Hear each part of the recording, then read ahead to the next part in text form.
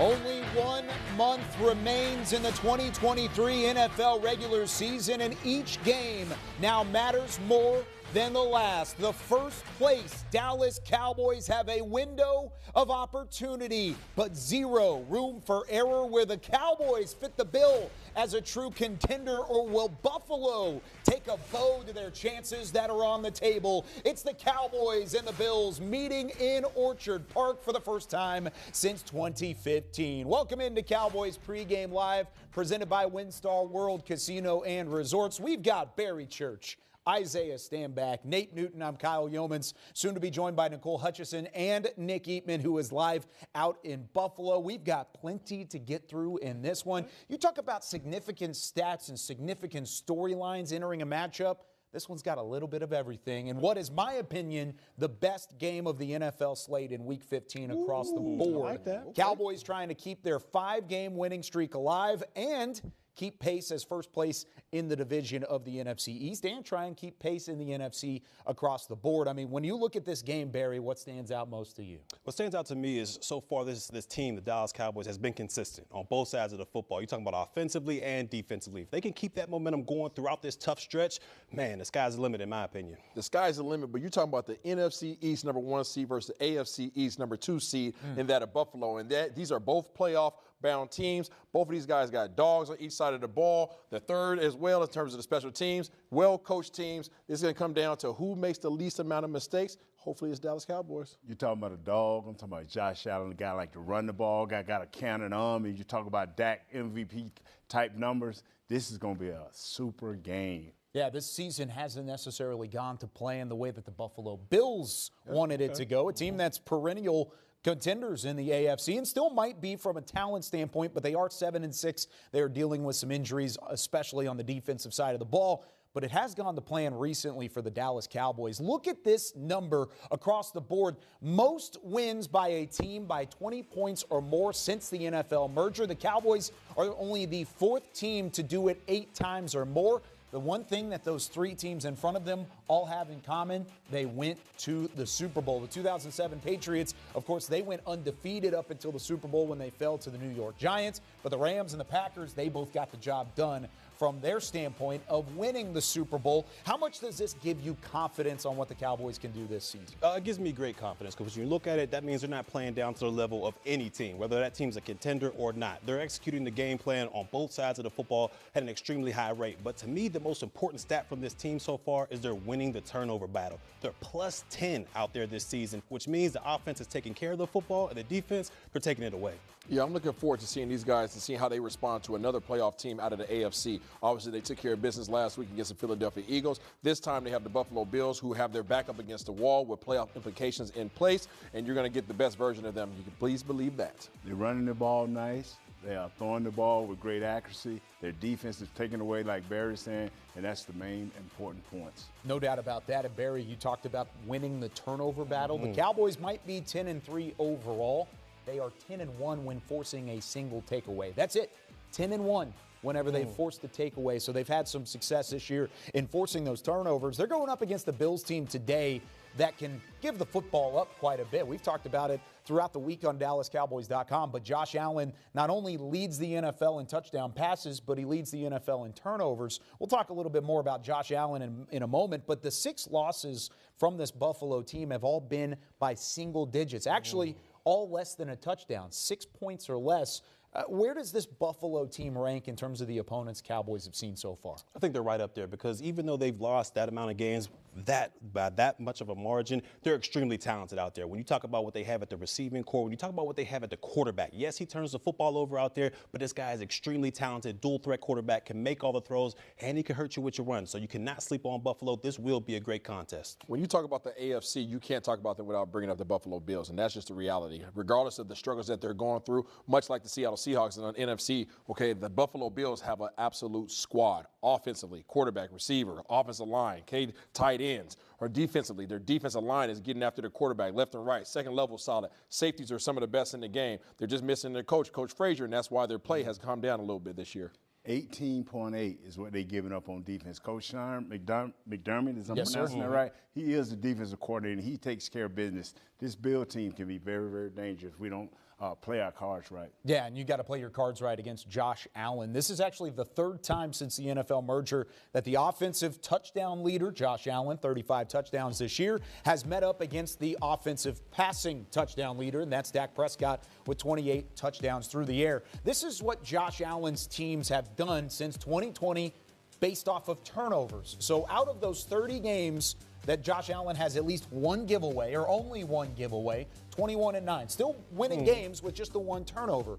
However, 17 games where he's had 2 or more, they get into the losing record. But then you talk about the 0 up there at the top. 15-0 when he does take care of the rock. How imperative is it, Barry, and since you are our resident defender, yes, sir. I know you love forcing turnovers. How imperative is it for Dallas to keep that trend going? Well, you see the numbers right there. It's extremely imperative for this defense to make sure they get after Josh Allen and take the football away. Look, Josh Allen's going to be one of the most talented players this defense is going to have to go against. But his gunslinger mentality, it gets him in trouble at times because he feels like there's not a throw out there that he cannot make. So defensively, I feel like the Dallas Cowboys have got to make sure they're on top of everything and remain patient because eventually Josh Allen will give you an opportunity to make a play. He'll give you an opportunity if you force him into an opportunity, and that means that you have to go ahead and put the dancing shoes on Mr. Happy Feet himself. As long as you give pressure back there, the film shows that this dude will go off of his first read and look to try to find a running lane. Not necessarily the second option in the passing scheme. He wants to simply just tuck the ball and run. So there'll be plenty of opportunities to get back to him in the backfield.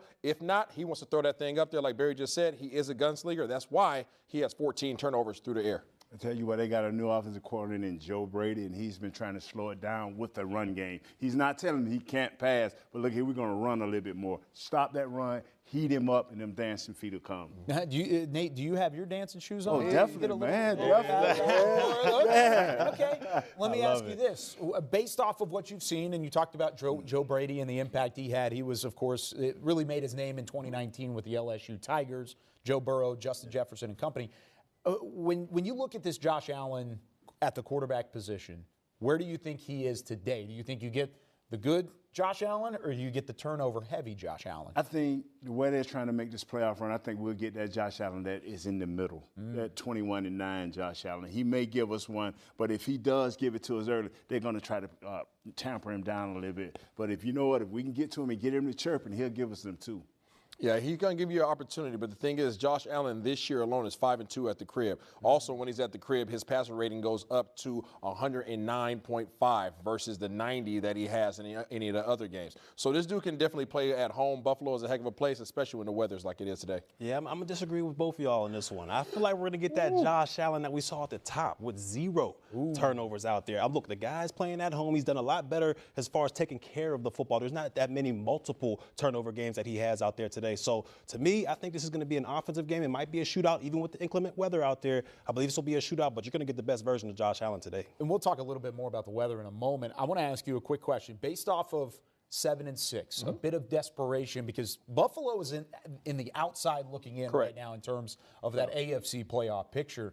From a quarterback standpoint, how does that change your mentality? Because it may not be easy enough for Josh Allen to dink and dunk and just get it to his playmakers. He may have to force some throws. Yeah, he may have to force some throws. And the thing is with Josh Allen, he is a gunslinger, right? So he's going to take his risk. Yeah. That's one thing that you know about him. He's going to throw the thing down the field, and he does so mainly, his turnovers usually come with 2 high safeties. Unfortunately, Dallas is the #1 team in the league in terms of not having 2 safeties up top. They always have one guy down. So he'll have his opportunities of 1 high safeties. He'll have his opportunities versus man-to-man coverage, and he has the receivers that can definitely go out there and have those mismatches as well. He's one of the toughest players to game plan against in the NFL, no doubt about it, because you don't know which Josh Allen you're going to get from a week-to-week standpoint. Here's what Mike McCarthy said earlier this week when talking about game planning for not only Josh Allen, but the Bills as a whole.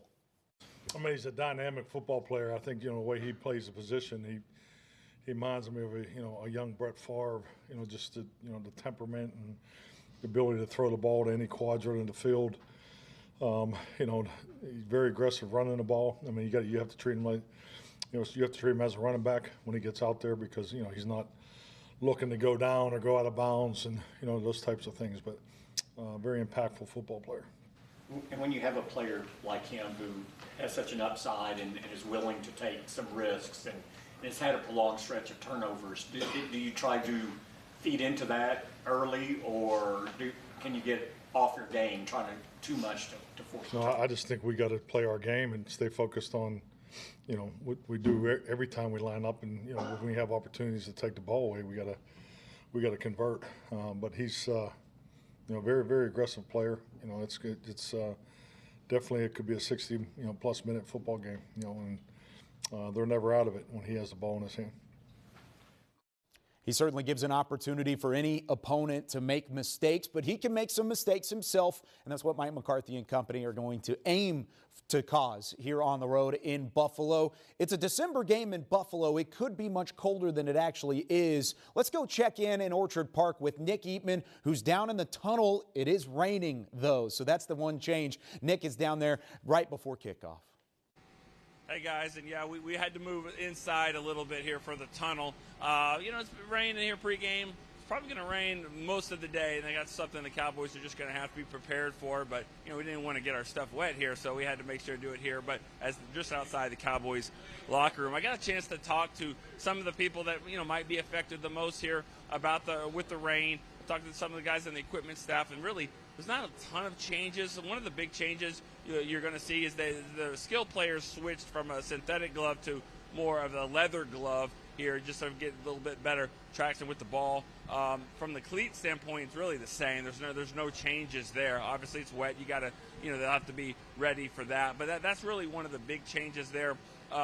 This team hasn't played here at this stadium in 8 years. The only two guys on the team from the Cowboys were Tyron Smith and DeMarcus Lawrence. But back to that 2015 game, which Kellen Moore was the starting quarterback, it felt and looked exactly like this. It rained all day long. Cowboys scored 6 points, so they're probably going to need to score more points today to win that game. But, kicking game could be a factor. I got a chance to walk out with John Fossil with Bones with his three specialists, and I asked him, what's the biggest change here with the weather? What do you got to focus on? Is it catching the ball? Is it planting your foot? And he goes, the biggest change is nothing.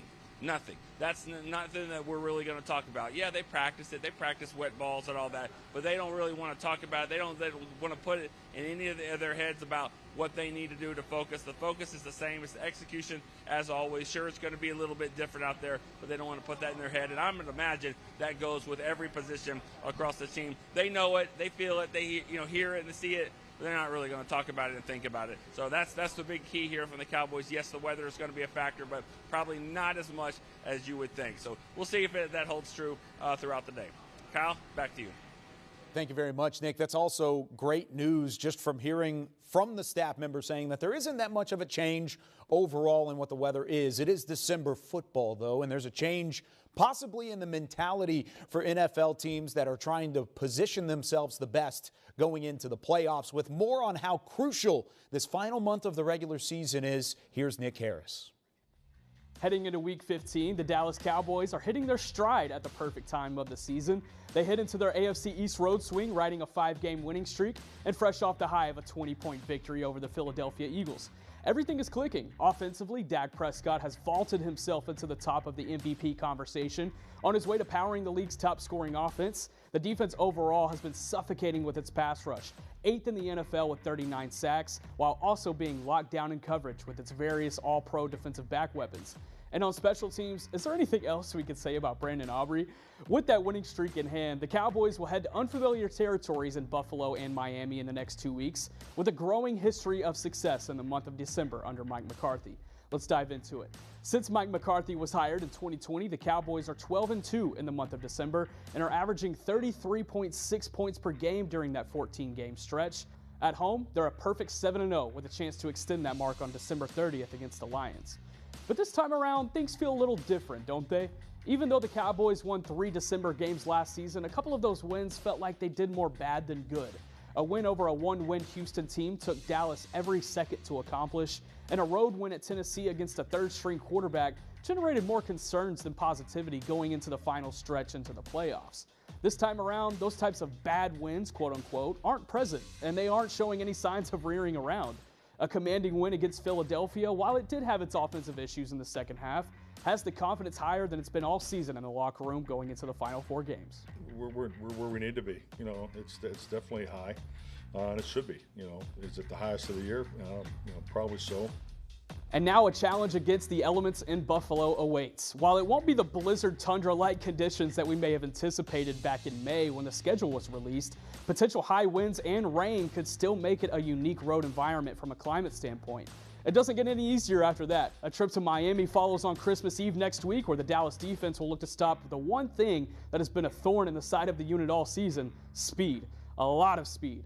And then to finish the month, Detroit comes into town in the midst of one of the best seasons in franchise history and an offense that can certainly keep pace with the Cowboys' high-octane feel over the last 7 games. Wins in any of these 3 upcoming games are obviously big ones. Wins in all 3, then we're talking about winning the division or potentially the conference.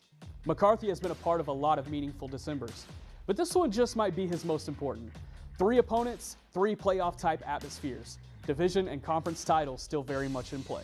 What awaits? Back to you, Kyle. Thank you very much, Nick. A little bit of Nick at night, and you can catch up with him all week long on DallasCowboys.com. Back here with Nate Newton, 6-time Pro Bowler, 3-time Super Bowl champ. I'm Kyle Yeomans. Now, whenever you look at this team going into this month, it isn't an easy stretch. We've talked about it ad nauseum over these last few weeks, but here it is. You have an opportunity to win out and put yourself in position to possibly win the division. How important are these next 4 games for the Cowboys moving forward? Starting with Buffalo tonight is big. I mean, each individual team is going to have its own problems. Right here, their big problem is right now is Josh Allen. That's what they got to concentrate and pay attention to the details, the small things. Cut down on the penalties and no turnovers at all. The Cowboys are 13-5 in the months of January and December since the start of the 2020 season. How do they keep that going? And what has really been the big success piece for them winning late in the year? Just the consistency of how our defense has been playing and holding together and getting turnovers, giving our offense a short field. Yeah. But now with the emergence of Dak and the way he's moving around, if our offensive line can have any type run game, any type run success, this thing should be okay. Here's the one kicker for that, 13-5, the Cowboys' number in January and December since 2020. Over that same span, the Buffalo Bills are 15-2. So it doesn't get much easier. Like you said, like Nick Harris just said, this is a tough matchup on the road, and the Cowboys will have to deal without one of their best on the backside of that defense. Malik Hooker is inactive. The starting safety for the Cowboys out with an illness. The reports this morning were talking about multiple players dealing with illness. He's the only one that is missing this game because of it. So Hooker out of the fold. Jonathan Hankins, who injured his ankle last week, it was a high ankle sprain. Hankins possibly able to return in the next 2 to 3 weeks. However, he is out this week. Jerry Jones said earlier in the week as well, talking about how it would be hard-pressed to see Hankins in the fold. But let's start with Malik Hooker. This is a huge loss for the backside of this defense because now not only does it affect that high safety role, it affects who else has to work into that role. Donovan Wilson, Jaron Kearse, and possibly Wanye Thomas. Who do you put back there now? I'll put my fastest guy. Okay. Yeah, the guy that can cover the most field on that deep third so they can get to each one of the hashes easily. If that is Wanye, put him back there. If that is Kearse, put him back there. But I understand this right here. You're going to have to cover these guys. And they got a tight end called Dalton Kincaid. We're going to have to shut this guy down because it's going to be enough just to deal with the Diggs guy. Yeah, and with Hooker being out with an ankle, it may not just be this week. Of course, he was dealing with the illness as well as the injury. But if it is a future thing, do you want to see more run from a guy like Wanye Thomas? Yes. I mean, he made plays in training camp, and he showed to be a pretty smart guy. That is the thing. You got to know what receiver side to play to. You got to be able to see those quarterback eyes and don't fall for every move. So if he's that guy, put him in there. Yeah, having him on the backside of that defense has been phenomenal for Dan Quinn. And they've had some ups and downs at the safety position, but there's a domino effect when he's out of the fold. You could say the exact same thing on the interior of the defensive line. Ups and downs here in 2023, but it's a domino effect without Jonathan Hankins. Who do you need to step up this week inside? Mozzie has to step up. Yeah, I mean, Neville Gallimore, here's the veteran. He needs to step up. I mean, Osa, this is where you come up big. This is where you tell everybody, I have arrived. You've made a lot of splash plays over the last few weeks, but we need for you to be consistent with these splash plays. If Osa steps up, Neville steps up, and Mozzie just get off the rock, baby, we should be okay. And they also elevated Carl Davis from the practice squad as well, so he can go in and play if he's needed. Do you feel like they have enough there to replace Jonathan Hankins for a short term? in these next couple games? You know, it ain't about if. They have to. Okay. Because these games mean everything. It's a 4-team race. It's the 49ers, Detroit, Philadelphia, and the Cowboys. And Detroit did what they had to do yesterday. So Yes, we got to do what we got to do today. And I say we, I mean them, the Dallas Cowboys. Where's your confidence level in Mozzie Smith right now? It's about a C+. I mean, he'll get 8 plays where he'll smash the man in front of him, he'll get off the rock, then he'll have 4 plays where he's laid off the ball. And when a defensive tackle guy that plays over the center is laid off the ball, his gash and holds up the middle. Yeah, and that's one thing that I think a lot of Cowboys fans would love to see in the absence of Jonathan Hankins. Is the first-round pick, Mozzie Smith, taking a step forward, showing improvement? Yes. He's not going to be perfect. I mean, we've seen that. You said C+. I think a lot of people, they would be even lower than that. But I think with Mozzie Smith showing improvement, then it would at least push things in the right direction.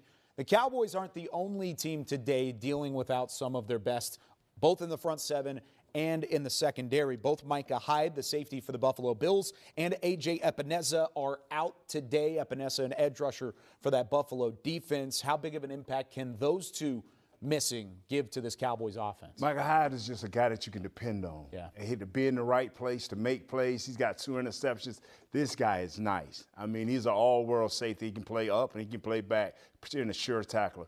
The other guy, A.J. Epineza, he has 6.5 sacks. They have 42 sacks altogether, but he's a pressure from the outside, so that is a big loss for that. Those 2 guys are a big loss for Buffalo. The Bills are 3rd in the NFL in terms of quarterback pressures this year, 10 quarterback hits for A.J. Epineza this season. Does this make them vulnerable in the secondary? If they can't get home and they can't have those sacks, they've given up the highest completion percentage for downfield throws this season for a defensive unit. Does that make Buffalo vulnerable in the secondary? It does. It makes them very, very vulnerable. And that's where CeeDee Lamb, Cooks, and the rest of the guys got to come up big. And I tell you what, man, they got a tight end here for the Dallas Cowboys called Jake Ferguson. He can eat today. He can eat big. I can't wait to talk about Jake Ferguson later in the show. Nate's been chomping at the bit to finally get to talk about Fergie and what he's done this year. Let's talk a little bit more about protecting Dak Prescott. He's been fantastic under pressure, but he's been even better whenever his offensive line has played well. And some of those guys up front have had great seasons due to the numbers. Look at Tyron Smith and Tyler Smith, both ranking tops by their position according to Next Gen Stats in terms of quarterback pressure rate allowed this season. Tyler Smith, the lowest out of any offensive lineman across the board. Then you've got Tyler Biadasz, he's top 5, and then Zach Martin doing Zach Martin things still at the right guard position. How imperative is it for them to protect Dak Prescott whenever they're going up against the defense that has the 42 sacks this year? This is everything. I mean, these guys have finally played together, 6-7 games from the starting 5 that was in training camp. They're now here. Okay, our right tackle, you know, we can give him a little help, but those other 4 guys are playing perfect football. When you have unity and you're on the same page and you can run off the ball with rhythm, or you can pass block with the same protection, knowing where the hots are coming from, that is a great thing. Mike Solari and his group has done a great job. Whenever the weather is like this and there's a little bit of rain, there's a little bit of cold, how imperative are the trenches to win that battle inside and what's going to be a sloppy, edgy game? You know, this is how you win this game, is you get foot to foot and you run off that rock. It should be about the running game, setting up the passing game. It should be all about play action pass today. That's why I'm saying Jake Ferguson should come up big as our guy, or either who's playing that slot, CeeDee Lamb. You don't want to be throwing the ball deep down the field because we ain't used to that type of win. But the intermediate routes to short, this should be a perfect day for Dak. Yeah, no doubt about that. And, of course, if you flip it to the opposite side, Dallas defensively is going to try and win the battle in the trenches as well with a guy like Micah Parsons coming off the edge. Highest quarterback pressure rates in the NFL this year. It's Micah Parsons at the top of the list, both for pressure percentage and against the double team. Look at the way that he dominates even against the double team this year. Teams are getting after him, putting all of those guys up front, trying to do the same thing you just said, go foot to foot and win that battle at the line, and he is still getting home. When you look at Micah Parsons today, how big of an impact does he make? Man, he's hungry. I mean, this dude is the ultimate pass rush. He's a specialist in what he does. He loves doing it. Last week he had a great game, I think, against Lane Johnson, the right tackle for the Eagles. That's one of the better guys in the league. And now they got a guy over there, number 71. I can't call his name. He's an ugly dude. Not ugly for his looks, but he's a dude that can get ugly. They left tackle.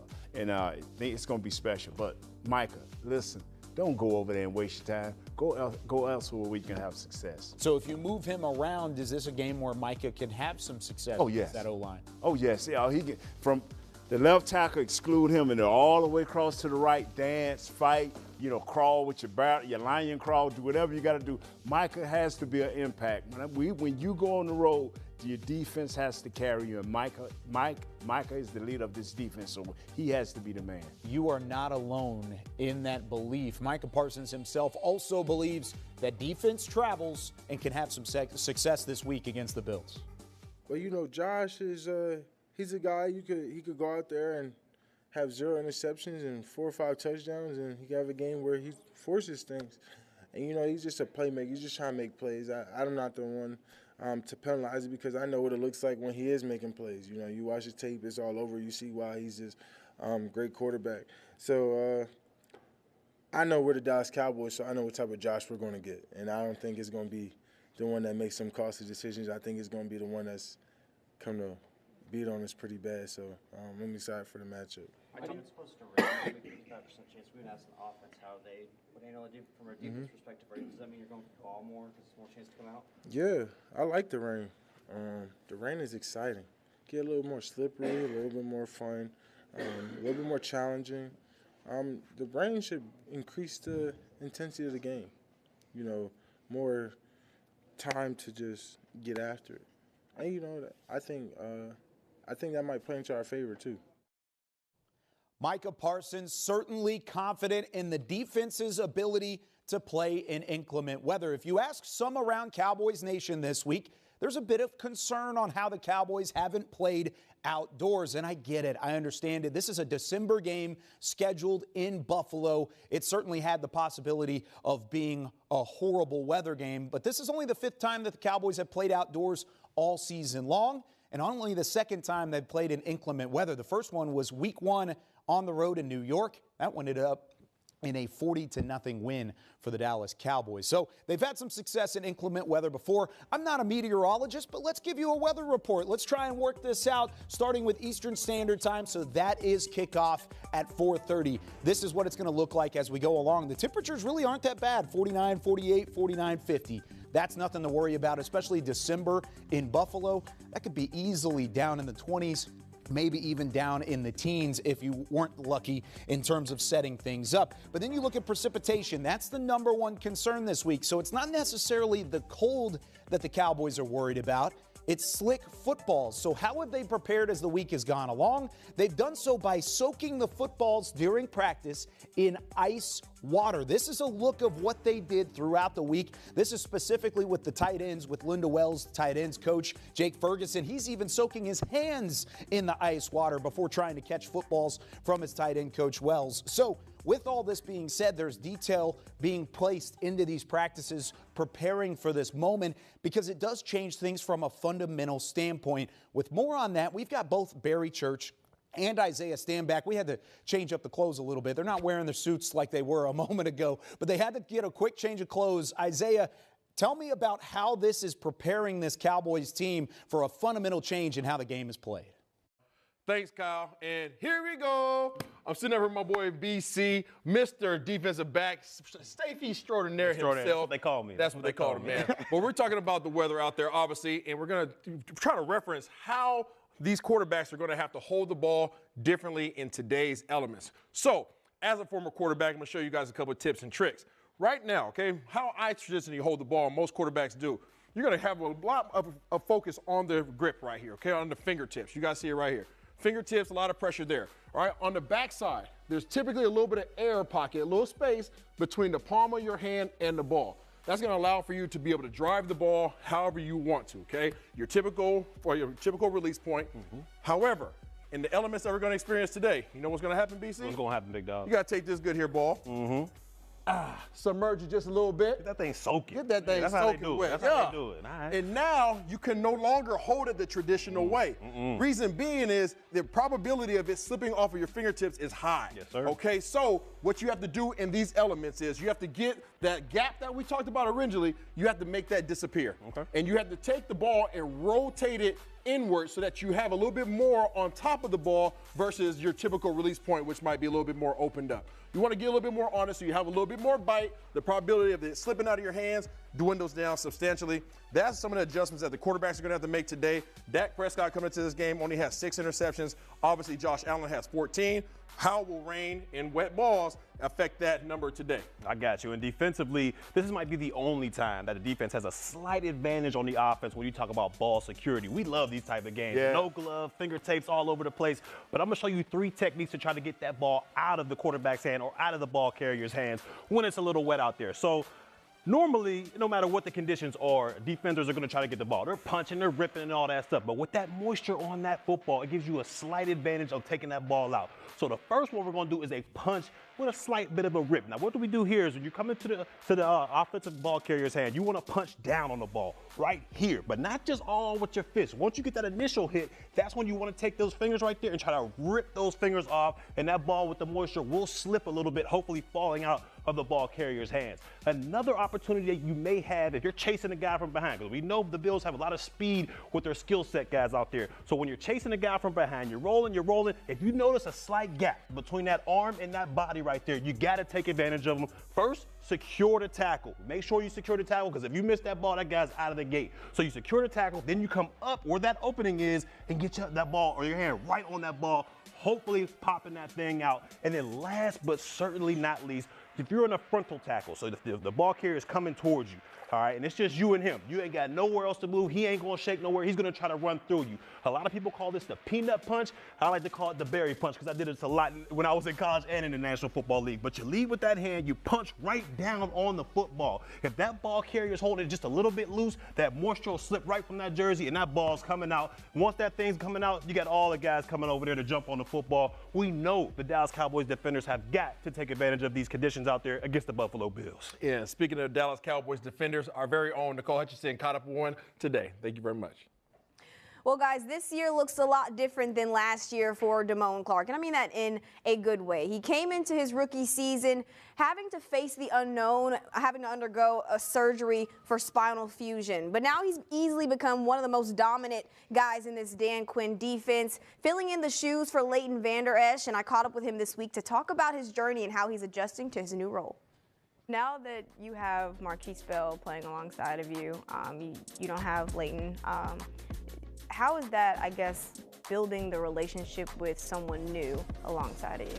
I mean, we challenge each other. Like, each game, we both like, I'm finna have more tackles than you. Like, so it's challenge. Like, we challenge each other. You making it fun, because I'm like, dang, I gotta go because Bell. If I don't make it, Bell finna make it. And Bell said the same thing. Like, if I don't go, Moan finna make it. So it's like, it's fun, and we just gel. Watch film together, extra film with Coach DT. Like, we just do stuff like that just to keep challenging each other and making sure that we on the same page with each other. Yeah, you guys are both second-year guys, and I remember you telling me in the locker room that you guys are still young and y'all understand that, so y'all kind of like piggyback off of each other, whether it's giving advice to each other. How much has that helped you guys within this room? I mean, like, it helps us because we both thinking the same. Bell is a former safety. He call himself a hybrid. So my bad, hybrid. So he's like, he cover, he stop the run, he do everything. So when it's like pass stuff, he'll give me, feedback. And when it's more run stuff, I give him feedback. And we just, it's nothing, we just helping each other out because at the end of the day, we both going out there on Sunday. How do you feel mentally and physically compared to around this time last season? I mean, last year I was raw. I'm just out there really just playing. I'm like, bro, just go. I'm out there trying to survive last year, but just seeing the improvements that I made, even going back to the beginning of the season, like, I wasn't playing at the level that I wanted to play at, and I'm my biggest critic, and I know now each week I just tell myself just 1% better. Yeah. Each week, I block out the noise. I'm just like, bruh, just go out there and do what you're supposed to do. Block out the noise and get better each week. So what does a successful 2023 season look like for you? I just be the Damone Clark that I can be. Don't try to be nobody else. Just be me. I don't do like stats and stuff like that. Because I feel like if you like, oh, I gotta have 100+ tackles, this and that. I feel like you just go out there and start playing selfish. Like, for me, you play within the scheme and your plays gonna come to you. And when they come to you, just make them.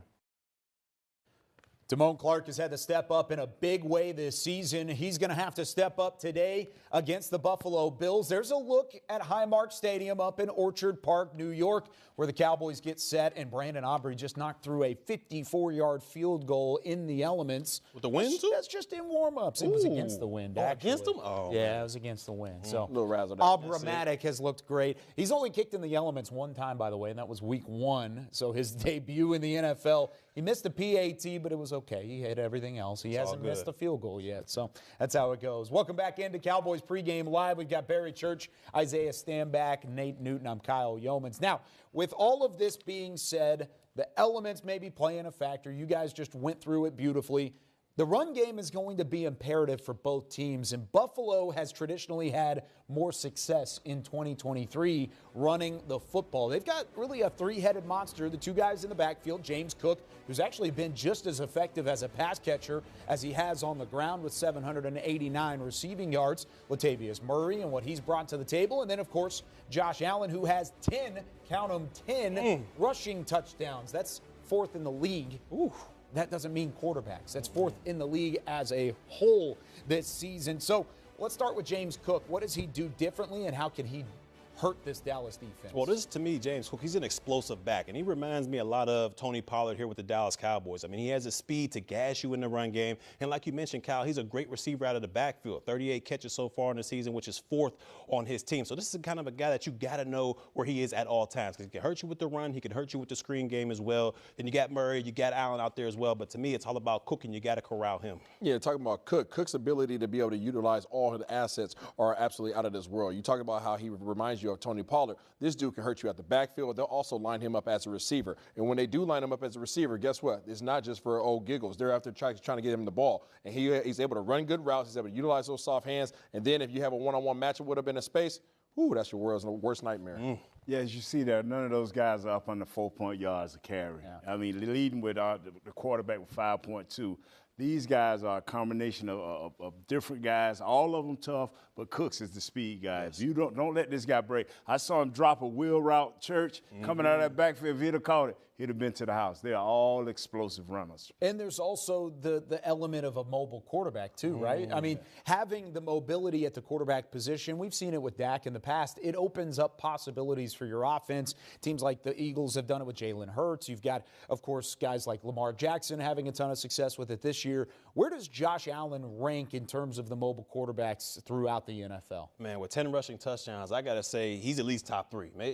Maybe not even 3. He might be 1 or 2 out there, because when you talk about it, this guy is a load to bring down. He can run. He has power. He can run over you. He can shake you up as well to get past you. To me, what this defense has got to do, and it's easier said than done, but you got to stop him before he crosses that line of scrimmage, because once he crosses that line of scrimmage, this guy becomes like a freight train, and it's hard to bring him down. So you got to keep him in the pocket, and if he's able to go out there and extend plays and move the chains with his legs, or extend plays with his legs to get his wide receivers open, this will be a long afternoon for the Dallas Cowboys defense. And that's not what they want, simply because of the fact this dude, you talk about the size, 6'5", 245 pounds, but this dude can tote that rock, and he wants the smoke. Come up there and try to hit him if you want to. He's actually going to put his shoulder down and try to run through you like some seaweed water, okay? But the thing is, Josh Allen has a cannon to throw this thing all over the field as well, so you have to make a decision. Do I come up and play him and hit this 245-pound man, or do I go ahead and go back into coverage? Either way, it's a wrong choice. You got to make sure that you have your eyes on the keys in terms of his personnel, Kincaid, Davis, Diggs, those guys as well, and you have to guard him even if they're backside, because he'll throw that thing 60 yards across his shoulder. Tell you what, he's number 2 behind Lamar. This guy's for real. He makes things happen. 10 TDs, 5.2 average. He is something special. I don't know about all the seaweed, all that, but he will hurt you. Yes, he will. He will certainly do that. I would say, based off of what you guys are saying, it sounds like he's the Derrick Henry of mobile quarterbacks. He's one of those guys you get a head of steam. He's got the physical piece to him. He's able to get into the second level of that defense, and it's hard to bring down. Well, Kyle, you probably hated that. I tackled both of them, Henry and Josh Allen. Okay. I'm going to tell you what, Josh Allen's heavier than Derrick Henry. All right, so bring your big boy pads. I'll tell you that much. That's one thing to keep an eye on whenever you've got that. But he also has weapons on the outside, too. I mean, there are opportunities for him to share the rock with guys all over the field. I mean, you talk about Stephon Diggs and what he's brought, Gabe Davis. They even drafted Dalton Kincaid, and they had a tight end in Dawson Knox already. Out of these weapons, as you take a look at both teams running out of the tunnel out at Highmark Stadium, I mean, these are the guys that you also have to worry about defensively. Yeah, without a doubt. And to me, it starts and stops with Stephon Diggs. If he's rolling, if he has a wavelength with Josh Allen out there, it becomes extremely hard to stop this offense. But I'll tell you what, the matchup that you want to talk about, that you want to see, has got to be Dalton Kincaid. You see right there, 69 receptions on the year. He's one of those pass-catching tight ends that'll give anybody fits out there. He's a mismatch nightmare for linebackers, safeties, whoever the case may be. And he has those abilities to make all those underneath defenders very stressful. Yeah, no lies told there, Barry. But the man that everybody forgets about and that you saw on that good old graphic is Mr. Davis. That dude seems to be their possession guy. Whenever a big play is needed and you're focused on Diggs and you're focused on Kincaid and you're focused on Knox, all of a sudden, here comes Davis, and he's making a big play down the field in the red zone, high pointing the ball, utilizing his size to his advantage. I just believe in a game like this right here where the wind is blowing, it's going to be wet, and Kincaid is going to have a big day. He's going to make things happen. That's when our safeties have to stay at home and know where this guy's at. Hey, Marquise Bell, get on your horses, baby. He's going to try you. Barry, I'm interested to hear your take on this. Without Malik Hooker available, who do you need to step up in that secondary against these weapons? Well, it's not just about speed when you're back there in that whole defender, because Malik Hooker, he's one of the best center fielders in the National Football League. He keeps everything in front of him. He does a great job reading the quarterback. So to me, you got to have great athletic ability out there, but you also have to have that football IQ to understand where the quarterback wants to go with the football, how he's going to try to attack your defense, and where the weaknesses are. You got to be the quarterback back there, and hopefully they have that in one of those other safeties. Yeah, we talked about that a moment ago. Having him unavailable, it provides a bit of a domino effect. So you may have to move things around, see what works initially, and then go from there. So there's multiple things to talk about there. And then, of course, without Trayvon Diggs in the fold, that would have been such a fun matchup. Yes, Trayvon versus Stephon and the brothers battle. They actually walked into the stadium together today with Aiden Diggs as well. So it was a pretty cool moment to see. Just unfortunately, we were robbed as football fans of having that brother v. brother match. Would they have walked in together if they were actually playing? I don't think so. Ooh. There's no way. Do you think so? No, not at all. There's no way. No, that's true. That's true. Yeah, but it is a really cool moment that they got to share that together. Stephon Diggs has been around the Cowboys organization since Trayvon was drafted back in 2020. So these two very familiar with each other. And this is a matchup that is pretty interesting for Dak Prescott. He's defeated 29 of the 32 teams in the NFL. Of course, the Cowboys are one of those. The Broncos are one. And the Buffalo Bills are one of the three teams that he has not defeated as a quarterback. He's got a chance to do that today. Here's what he said earlier in the week about keeping that MVP caliber play up in Buffalo. Yeah, I mean, right now, I think it's just about taking the momentum that we've created from these last few games. Obviously, they've been at home, but understanding that we've created a standard, we have an expectations for ourselves on offense, on defense, on special teams, but really as a whole, just playing together, playing complementary football. And as I said before, feeding off the success and then maybe just being there for when the other side isn't doing what they expect to do. So I really just take this momentum. Obviously, make sure our communication's at its all-time high on offense. Obviously, going into a place with a hectic environment, great atmosphere, great fans out here. Yeah, looking forward to the challenge, but right now it's not about home or away. These are all playoff-type games, as I spoke about before, and so it's important for us just to use this momentum, confidence that we've gathered from the last month and a half, I guess you can say, and make sure we take another step on the road. Dak walked off the field tonight to cheers of MVP. How do you think he's made his case, and how do you think tonight contributes to it? Dak, again, just was such a difference maker out there. Walking the dog, touchdown Prescott. Prescott back to straight corner, end zone, caught. Prescott with plenty of time, blocks it, end zone. Yeah. Dak Prescott trying to keep his MVP hopes alive, but he's got to do so on the road. 3 out of the last 4 games are away from AT&T Stadium, starting with this one in Buffalo. Here are his numbers away from home. That 88.8 passer rating, that is a total difference of nearly 34 percentage points different than what he has done at home, where he has a 122.5. So With that being said, how do you want to see Dak play on the road, and where can he have some success in Buffalo? All I want to see from Dak Prescott is continue to do what you've been doing these past couple games, which means taking care of the football and finding your open receivers. We saw him out there not making too bad of decisions out there, taking care of the football, not forcing it to CeeDee Lamb, spreading the ball around to all his options out there. If you can continue to do that, you should be able to have a great game no matter what the elements are. Yeah, I want to kind of, obviously double down on that, as well as adding the fact that I hope he utilizes his footwork the way he's been doing so all season. It's going to be very important with this pass rush of the Buffalo Bills and their ability to get back, not only from the exterior, okay, you talk about the Von Millers of the world, you talk about the Leonard Floyds, but you also have the big fella in the middle.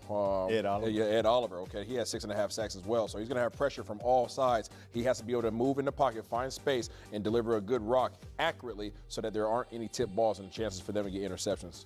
Thank you, offensive line, for playing together great for the last 5 to 6 games.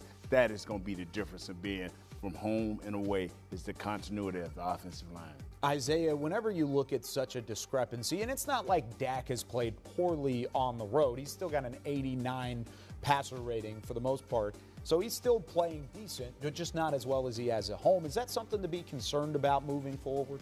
There's always something to be concerned about whenever you see such a drastic change in execution from when you're at home versus when you're on the road. It's something that he has to pay attention to, but again, I think it has everything to do with how this team as a whole settles in, especially up front, and the big fellas with Big Nate Newton. Those guys can protect up front, give him the time and be able to stay in his groove, stay in sequence with his receivers. I don't foresee there being any problems, but when they do present problems for him defensively and he has to move his feet around, that's when he starts getting inaccurate, and that's when he starts having these balls get tipped up. Well, if they take care of what they got to do these next couple of games and hopefully get that home field advantage throughout the playoffs, we won't have to worry about any road games. Okay, I like that. Well, with that being said, and there's, of course, a push for that home field advantage in the playoffs, but what would a win do for his MVP candidacy as well?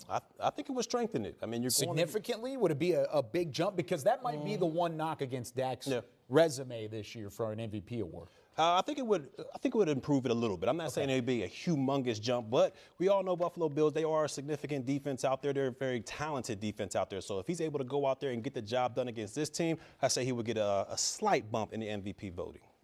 Yeah, I see the bump. A bump is necessary if he gets his victory. The thing is, he's already at the top of the conversation. So you don't need a doggone leapfrogger or triple jumper like my boy at BC used to do. You already know. Okay, we got to be able to just simply have a little bit of a step forward, and a victory will put you in that position. Let me tell y'all something. If they win by 10 points and Dak don't turn it over, the bump is significant. You got to remember, these are the boys. That's true, and they've been rolling in the right direction. It'd be 6 straight wins. You'd add another road win. There'd be a lot on the table for Dak. Now, we talked about the weapons helping Josh Allen. How much has CeeDee Lamb helped open things up offensively for this Cowboys team? Oh, I mean, he helped it open up unbelievably. When you talk about this guy getting double team, triple team, opening things up for a Brandon Cooks, a Gallup, Tony Pollard, who we seen get a couple receptions the other game. He opens up things for everybody out there offensively, and not only that, he's doing it himself as well. When you get double team and triple team and you're still able to go out there for over 100 yards, you officially become that guy, and that's who CeeDee Lamb is now. He is that guy, and what happens when you face the Dallas Cowboys and they have a CeeDee Lamb, you have to go too high safety. That means you have to go too high shell, roll coverage over the top, and whenever you have a too high shell, rolling safe coverage over the top of one particular receiver, there's a dude in the middle, but I know that my boy Nate Dogg's going to talk about. His name is Big Ferguson, and those tight ends start having matchups on linebackers, and that's why you're starting to see the succession of Mr. Ferguson. I'll tell you what, Fergie is something special, man. He run those seams, he catch the ball. He's dynamite. We saw him earlier, you know, catching them wet balls. It don't matter. Just throw him the ball. But I tell you, it's right here.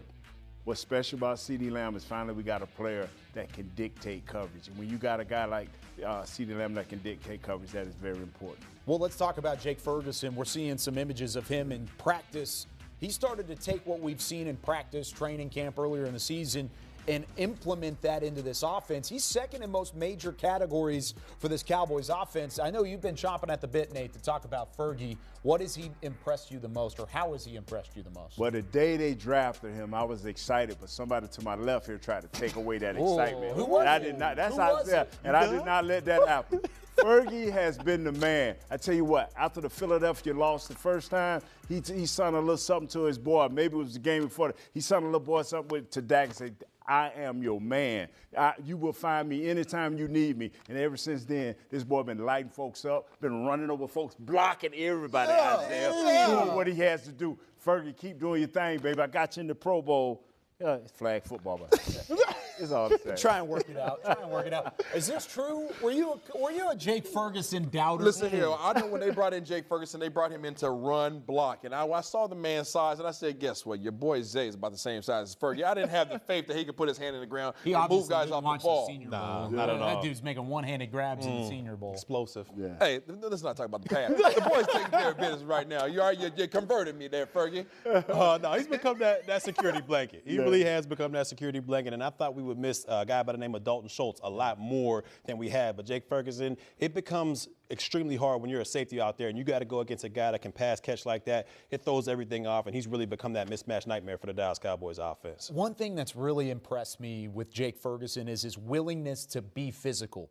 It's not always, that's not a teachable thing. No. A lot of times with these tight ends, you're born with the physicality. You either have it or you don't. Got that dog. And he has a little bit of that in him, if not a lot of it in him. Linda Wells has helped push that out of him, but based off of that conversion, like you said, Isaiah, is that a part of his game that he's taken that next step in? He has a little something to him. You know what I'm saying? He got a little swag to him right now, and that's something that you only get by gaining more confidence, right? He's going out there and doing, he got that dog, and you know what I'm saying? You hear Nate over here growling. But the thing is, you talk about the willingness to be able to go out there and be physical. That's something that everybody possesses, but it's a decision. You either have the light on or you have the light off. And right now, that thing is all the way on. And Linda Wells, the tight ends coach for the Dallas Cowboys, is ensuring that it's not a clap on and clap off. That thing is simply just on at all times. So let me ask you this question. From the ground perspective, the ground game, is that light on or off for the Dallas Cowboys offense right now? I think that thing is on a dimmer right now, and I need them to turn that thing all the way up. Big Nate, what you think? I agree with you 100%. You got to do it, especially in this tight weather. Yes, you do. Get the ball to Tony Pollard. I've been saying it from the jump. Give the ball to Tony Pollard, and we'll get this thing done. So is that the key for this offense? Is this the opportunity for them to really take a step forward? We've been waiting on it now. We've been waiting on this run game. Yeah. Malik Davis is here. Rico Dowdle is here. Tony Pollard's here. Is this finally the time where they can have that success? I believe so. This is the opportunity for Tony Pollard to kind of take this game over. Like Big Nate has been saying, this offensive line has been playing amazingly together. They're like a unit that are gelled all together, and Tony Pollard's following right behind them. This is the game I feel like Tony Pollard cracks the century mark once again and gets the job done. I hope so, Kyle. Yeah? I hope. I don't know. I want them to continue to give him the rock 20 times a game, right? 20 touches.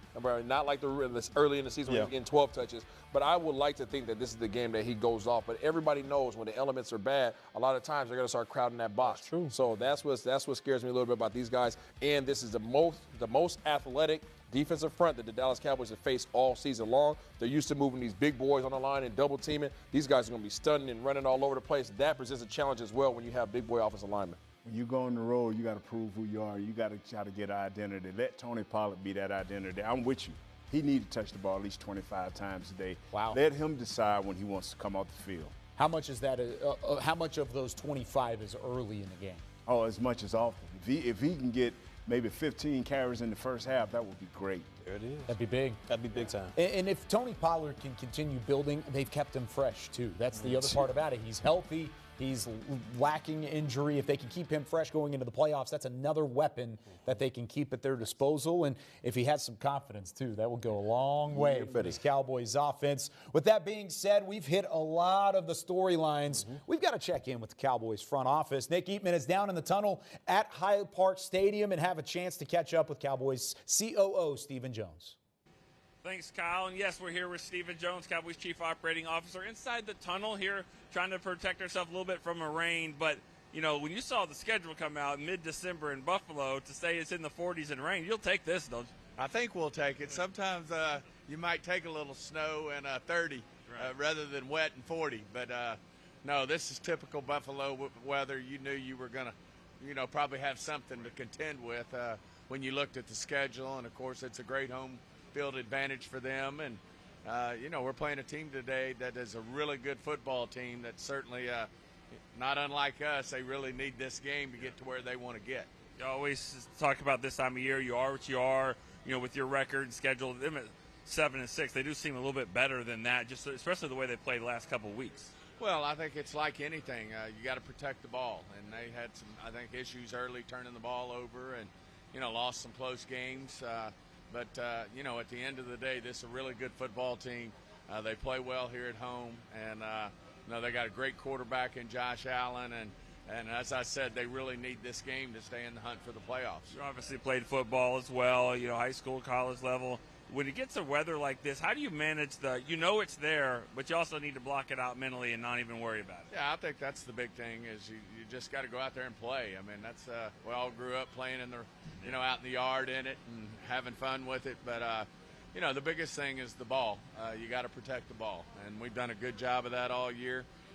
Hopefully we can go get the ball on the defensive side. This certainly adds to the complexity of these turnovers when you have weather like this today. But obviously it's probably going to be a key part of this game is, who can protect the ball the best. And then, of course, you just got to go out and the quarterbacks have to block it out of their mind, as you say, and, just throw the play, pitch and catch and throw it. No one even know it's wet. Now, I think Mike and the staff did a good job of doing some wet ball drills, quite a few of them this week. So we'll be prepared. And your running game obviously needs to be a factor. It seems like you're running the ball a lot better here the last few weeks. Your offensive line playing better. This could be one of those games where you need to lean on the running game. Absolutely. I mean, our guys, the continuity of the offensive line, I think, has really been a part of going hand in hand with us improving running the football. So, when it's wet like this and you are trying to protect the ball, certainly having a good running game can help, and